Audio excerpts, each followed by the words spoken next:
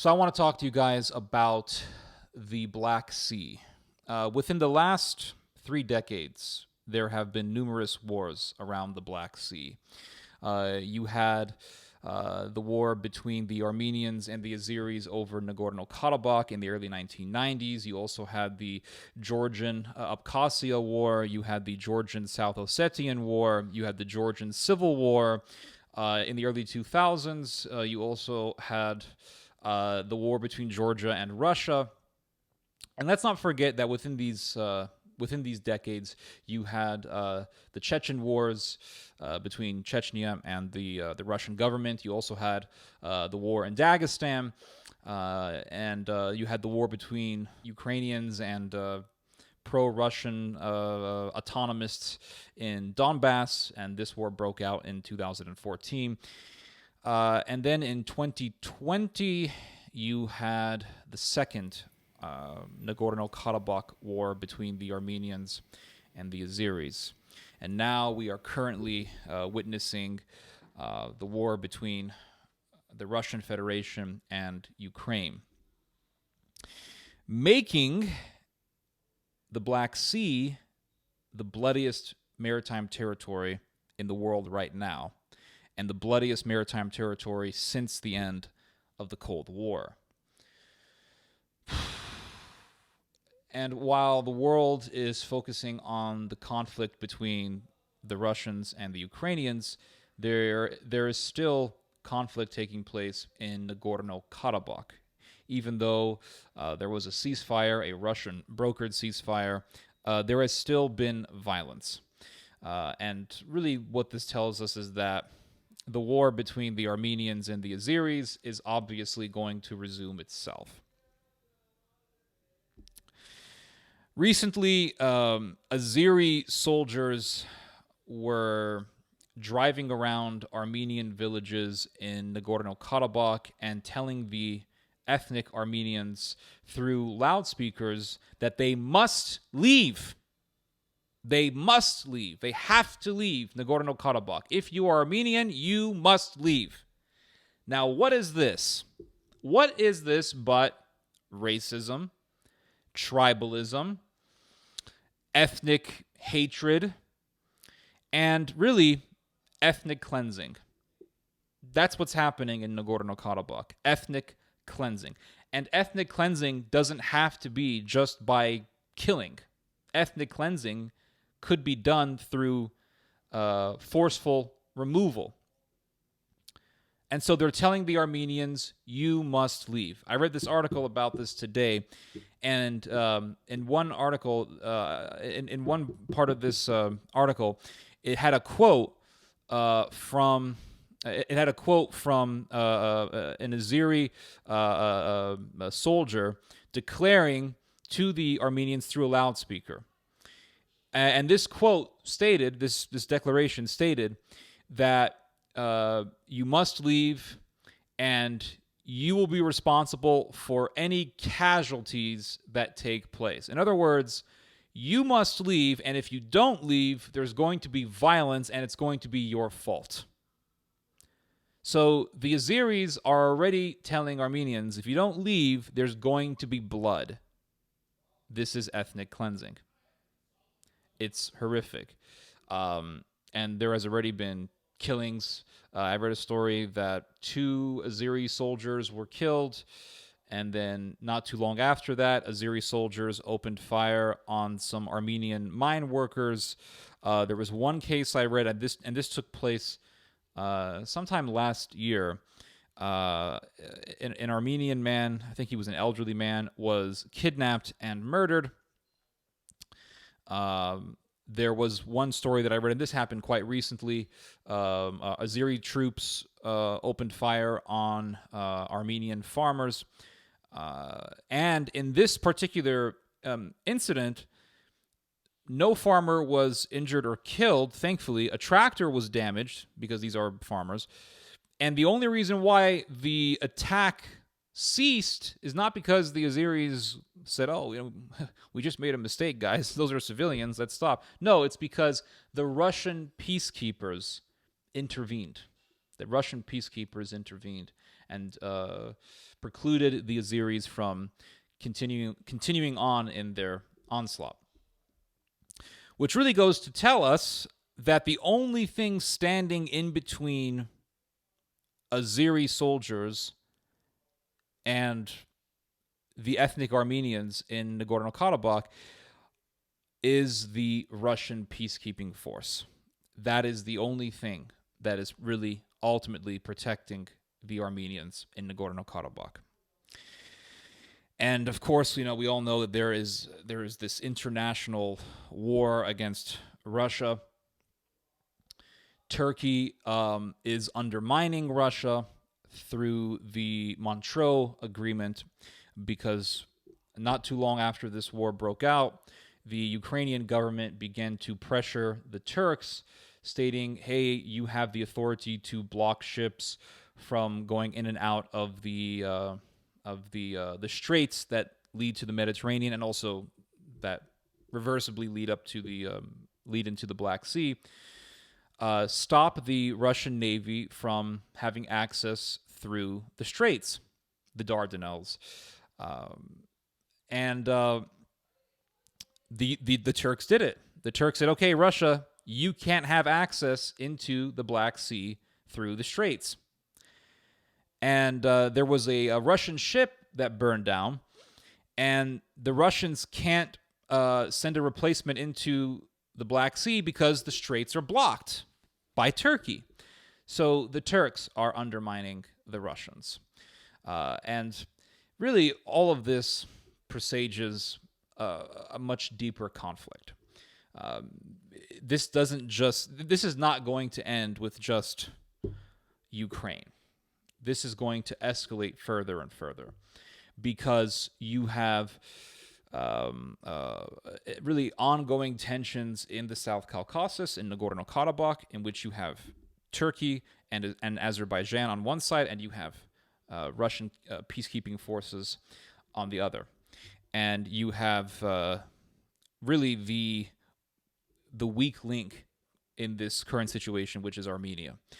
And let's not forget, the Turks genocided the Armenians in World War I. And if they could get away with it, they would most definitely resume from where they left off.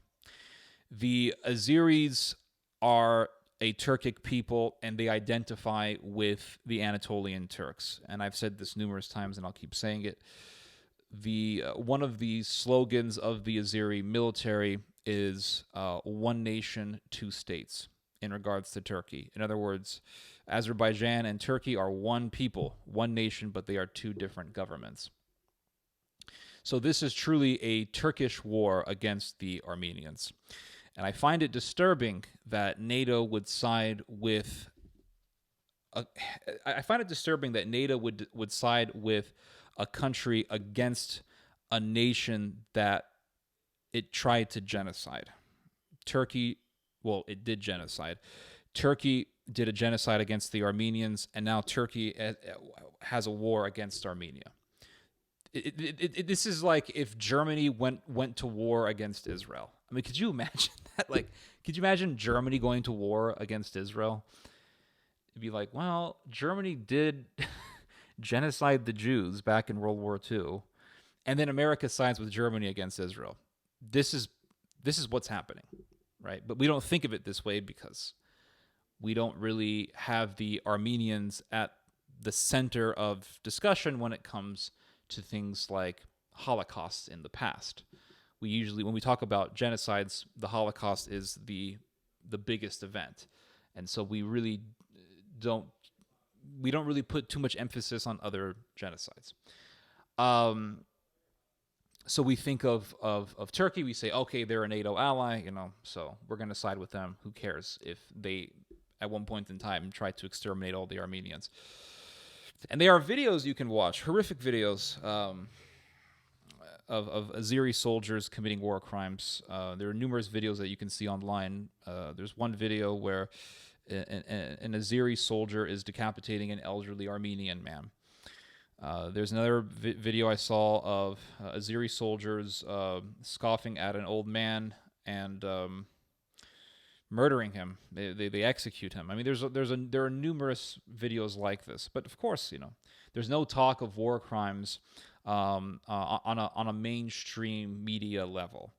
Now, when Russia does something, it's a war crime, and it becomes this huge international story. And there's a reason for this, is because there's a Cold War against Russia. The Cold War obviously never ended.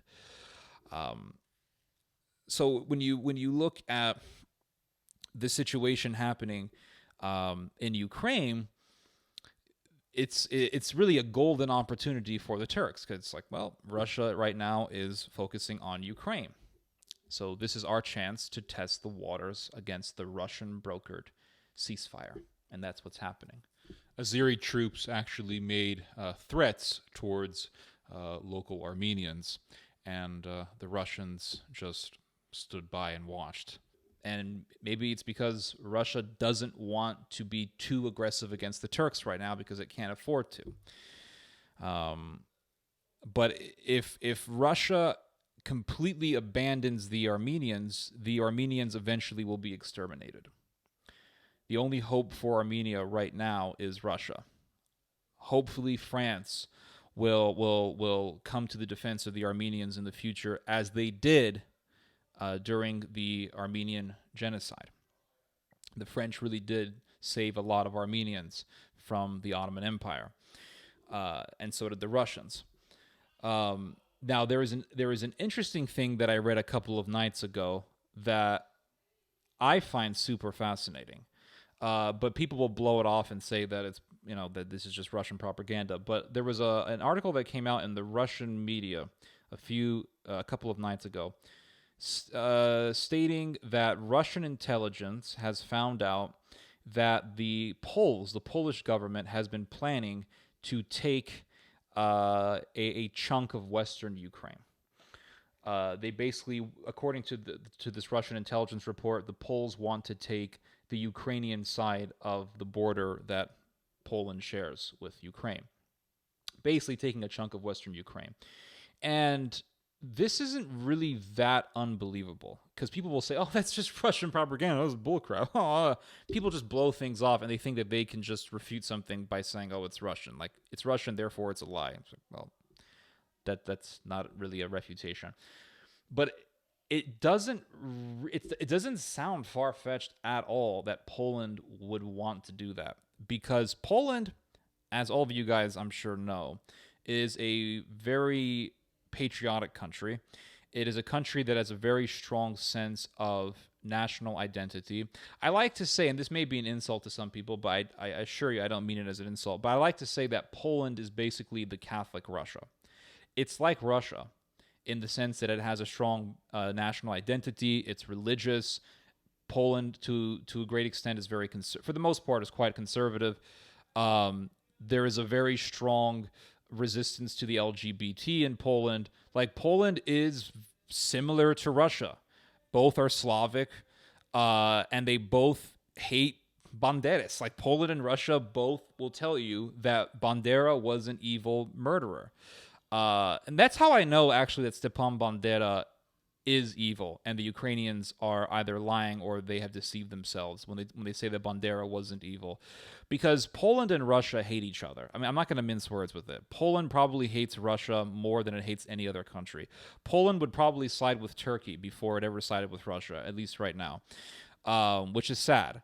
But that's the reality. Like, if you talk to any Polish person about, not any, but if you talk to most Polish people, I think they would have most of their animosity towards Russia than any other country, more so than Ukraine right now.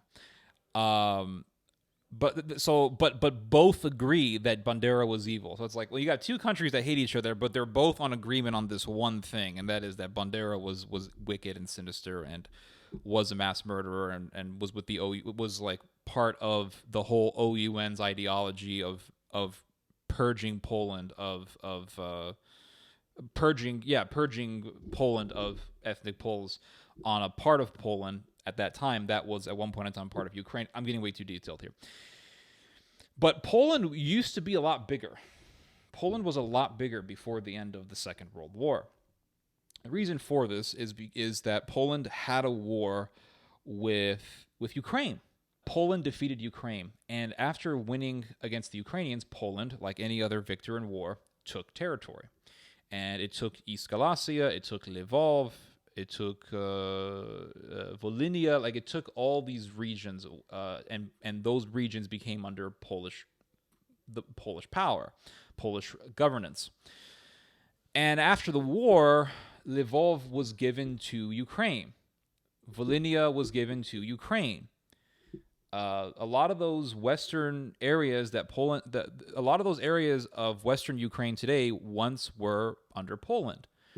And so there's no doubt, I mean, Poland, like Russia, like Ukraine, like Hungary, is a very patriotic country. And they don't forget history. And they see former territories as rightfully belonging to them. For example, there's a territorial dispute between Romania and Hungary, and there's a part of, I'm pretty certain of this, there's a part of Romania that is ethnically Hungarian, and the Hungarians say that belongs to us. I'm pretty certain. Yeah, you could find nationalists in Denmark who think that Schleswig-Holstein belongs to them, right? But in the Eastern European world, in the Slavic world, because I know Poland is not Eastern Europe, it's Central Europe, but still Slavic. In the Slavic world, the idea of wanting old territories is very strong and very present. So it wouldn't surprise me. In fact, there's this one area, I forgot the name of it, but there's this one area in Poland that at one point was part of Ukraine, and the Ukrainian nationalists still believe that belongs to them. So there's almost no doubt in my mind that Polish nationalists do want that chunk of Western Ukraine back. And so I think that if Poland had the opportunity, Poland would take that chunk of Western Ukraine. According to the Russian intelligence report, the Poles plan on sending troops to the Ukrainian part of the border, which is on Western Ukraine, as part of a peacekeeping mission, and that this would be a pretext to take territory. So they're according to this Russian report, the Poles plan on putting troops on the Ukrainian part of the border, keeping them there, and then eventually just taking that territory.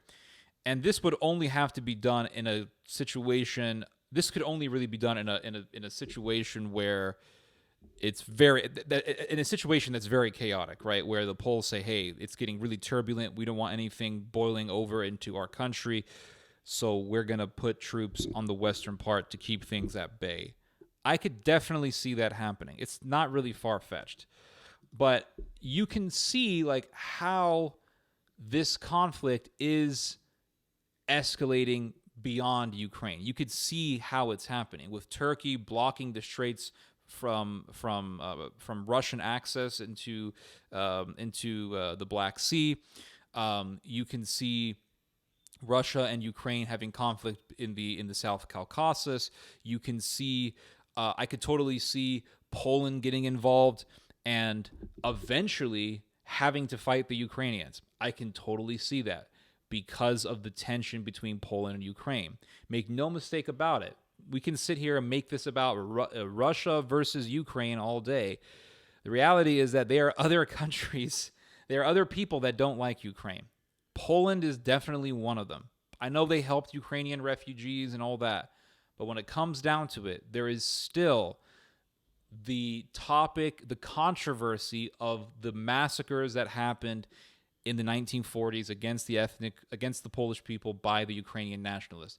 And those wounds have never healed because the Ukrainians do not want to admit that they did wrong. And as long as that's there, the wounds are never going to heal.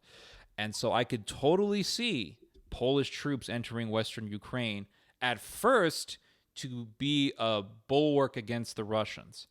But if the Poles don't withdraw, if this happens, if the Poles don't withdraw, the Nazis in Ukraine are going to go from being just anti-Russian to being anti-Polish.